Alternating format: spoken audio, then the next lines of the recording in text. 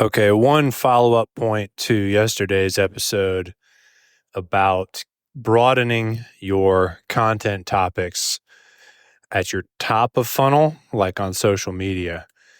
If you haven't listened to that episode, listen to that one before this one.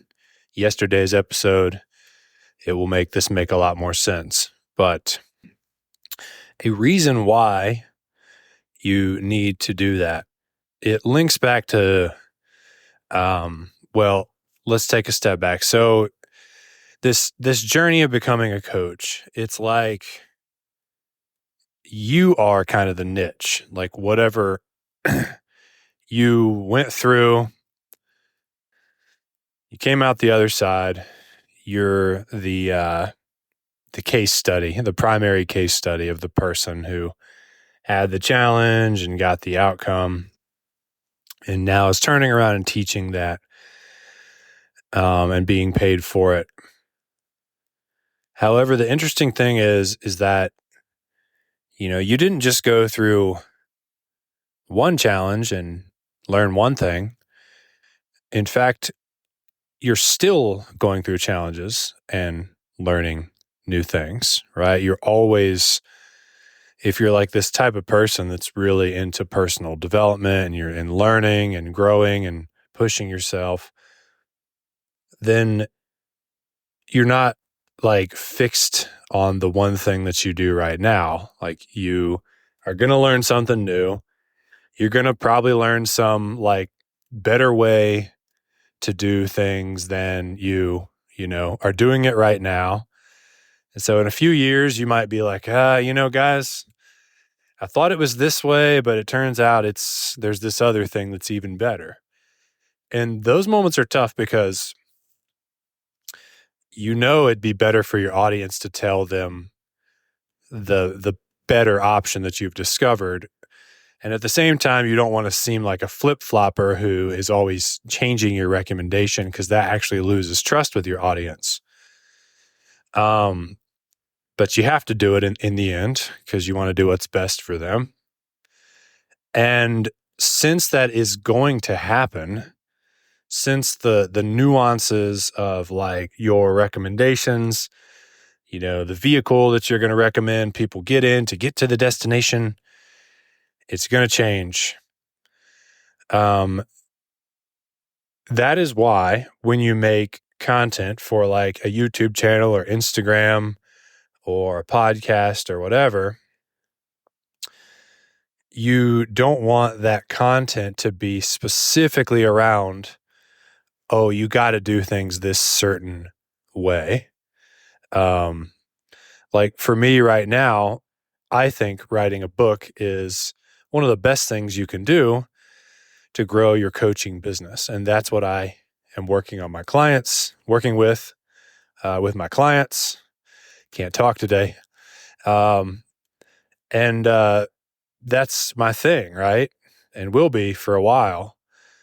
And I've been creating content on all around that, how to write a book to generate leads for your coaching business and, all this stuff around book writing. However, if down the road I change my mind and I'm going to change the offer, if all my content that I've ever created is around writing a book to get clients for your coaching business, then I kind of got to start all the way over and be talking about my next thing and my next thing. And that would always continue to go on. And so it's better to create, like some content that's niche. Like I'll still probably create for every 3 to 5 videos, there might be one around a book for your coaching business or something specific to a coaching business. But then the other ones, so let's say out of every 5 episodes, you do one that's about your niche offer, and the other 4 are like a couple steps back in what they call the prospect awareness continuum. And so for me, instead of like having a YouTube video about how to write a book to grow a coaching business, it might just be like, hey, if you're not enjoying what you do for a living, maybe you should consider starting a coaching business. So it's someone who's like aware that they have a problem. They don't know what they want to do, or they don't like what they do, but they're not aware of the solution that they could try, which is starting a coaching business.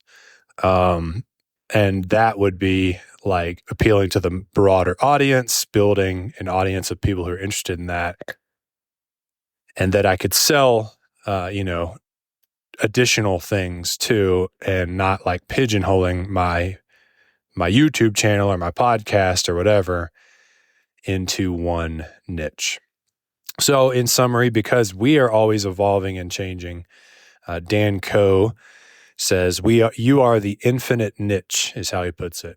And it's true. And because that's the case, because you're always evolving and changing, and your offer will probably evolve and change over time, it is good to keep your content on the broader side of things. Let's say 70% of it broader. That way you aren't flip-flopping around with the topics in your content all the time. Hope that helps, guys. If you are a coach who wants to publish a book to grow your business and get clarity on like who you serve and what you do for them and how it's all unique, because that is actually one big thing that happens when you write a book, which is why it's so awesome. It informs the details of your coaching program as well as your book. You can book a call with me to talk about that using the link in the description, brianilwood.net/book. That's all I got for you guys today. Thanks for tuning in. Have a fantastic day. I'll see you tomorrow.